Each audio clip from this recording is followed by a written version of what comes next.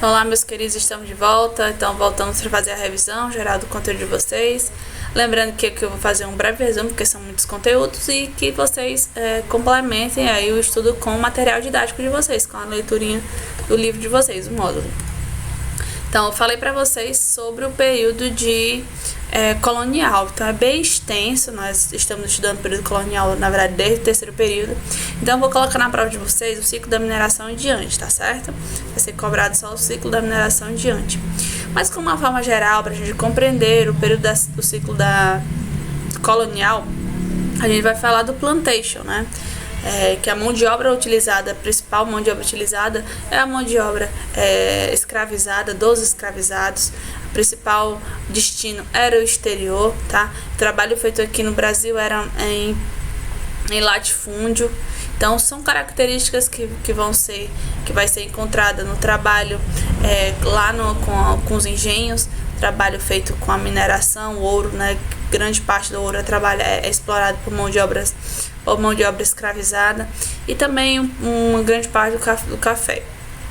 Então, o Brasil tem muito essa característica, mão de obra utilizada, escravizados. Nós falamos sobre escravização também, falamos sobre esse processo dos negros que foram trazidos para o Brasil nos tumbeiros, nas péssimas condições. Falamos também da resistência africana e da importância de destacar e enaltecer essa resistência. Falamos sobre os quilombos dos Palmares, sobre outros quilombos existentes também nessa história. Enfim, então hoje a gente vai falar sobre o ciclo da mineração. A mineração, ela aconteceu com as bandeiras. As bandeiras foram a entrada, os bandeirantes, muito dele da região de São Paulo, que adentraram no interior do Brasil, um momento também aí da nossa história, que período colonial, nós lembramos que ficou muito do desenvolvimento econômico no litoral. Quando no século XVIII, quando se fortalece o ciclo da mineração, o interior do Brasil vai passar a voltar a atenção para lá.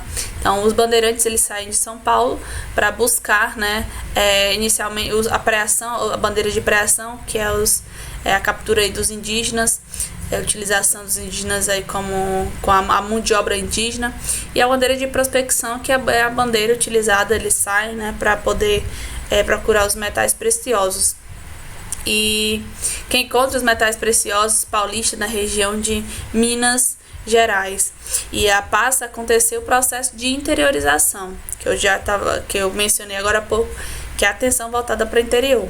Então, Minas Gerais, quando acontece esse momento que se encontra ouro em Minas, ouro ele não é um lugar habitado, por pessoas. Então não tinha estrutura para acolher, estrutura para alimentação, moradia, não tinha.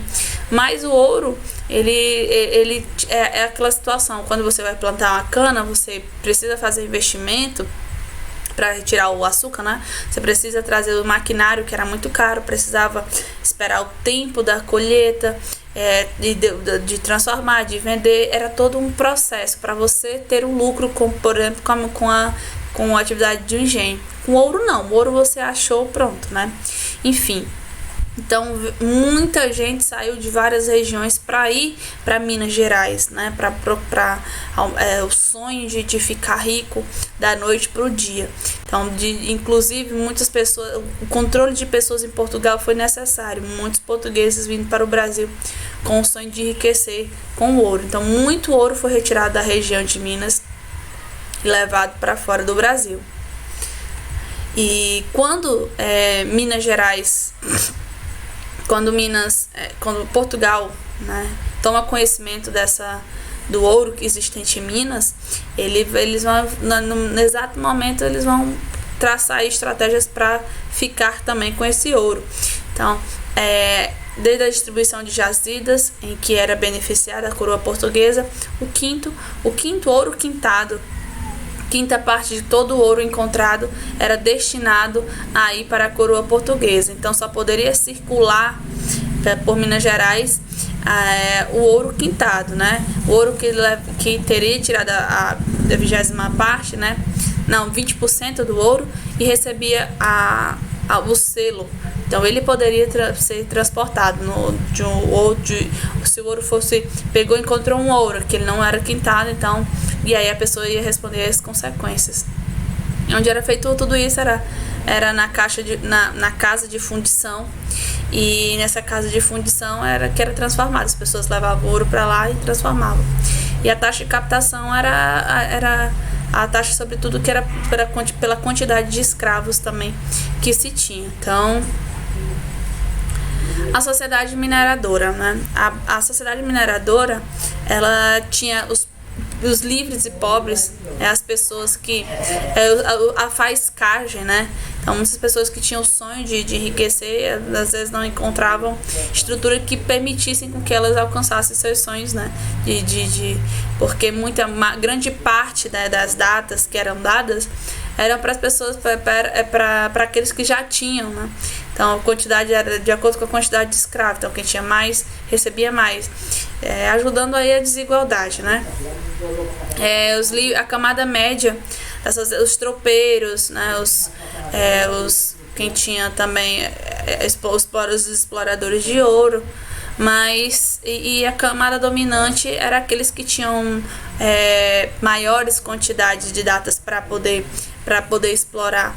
E também, destacando tanto na classe média como na classe dominante, a gente vai falar dos tropeiros. Os tropeiros eram aqueles que faziam o transporte, né, dos bois para alimentação também, do sul para a região de Minas. Então muitos comerciantes também faziam parte da composição da camada média e camada dominante. As irmandades, foi proibido, né, membros oficiais da igreja para ir lá para Minas, mas as pessoas que estavam ligadas à religião, que não eram oficiais, né, iam para fazer esse trabalho que os oficiais não podiam ir, né. E alguns conflitos a gente vai trabalhar, que é as guerras dos Emboabas, Mascate e Filipe dos Santos. Então, a Guerra dos Emboabas é nesse contexto em que os paulistas, como eu falei anteriormente para vocês, foram aqueles que encontraram ouro inicialmente lá em Minas Gerais. Então, por esse fato, eles acreditavam que eles deveriam ter exclusividade na exploração, porque em contrapartida dos interesses dos portugueses que estavam explorando. E é chamada dos Emboabas porque os índios chamavam as aves do pé peludo, né, com as penas, emboabas, as aves dos pés cobertos. E os paulistas pegou essa denominação para se referir aos portugueses, o fato dos portugueses usarem sempre botas. Então, só que nesse confronto aí entre paulistas e portugueses, os portugueses eles não foram os favorecidos, aliás, os paulistas eles não foram os favorecidos, eles foram massacrados. E aí dando vitória aos portugueses. E a Guerra dos Mascates a guerra que acontece lá em Recife, e é uma guerra entre os senhores de engenho, um conflito, né, entre os senhores de engenho e os mascates. Os mascates, né, eram os comerciantes. Então os senhores de engenho precisavam, devido a problemas econômicos eles que estavam enfrentando, eles pegavam empréstimo com os mascates.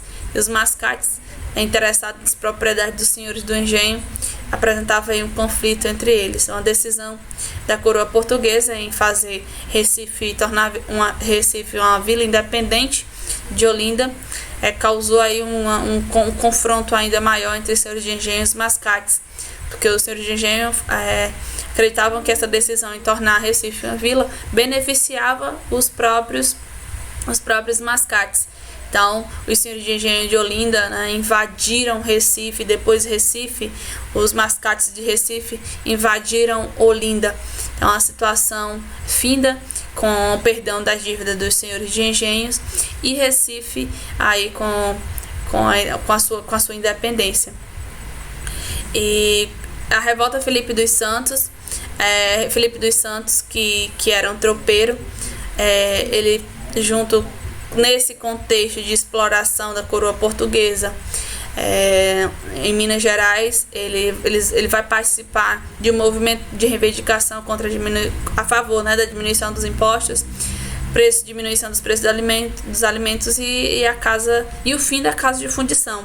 Obviamente que isso não é ouvido, mas ele acaba, né, sendo morto como uma represália, e uma morte do Felipe dos Santos vai ter o efeito para que outras pessoas tenham medo de reivindicar contra a coroa portuguesa. Então aí são tensões que acontecem nesse contexto. E o último conteúdo de vocês que vai ser cobrado vai ser o capitalismo, né? Capitalismo, que é vigente, o modelo vigente econômico na nossa sociedade e no Brasil e tantos outros, a maioria dos lugares do mundo.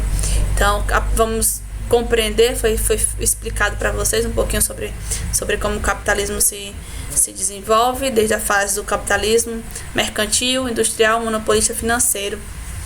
Então,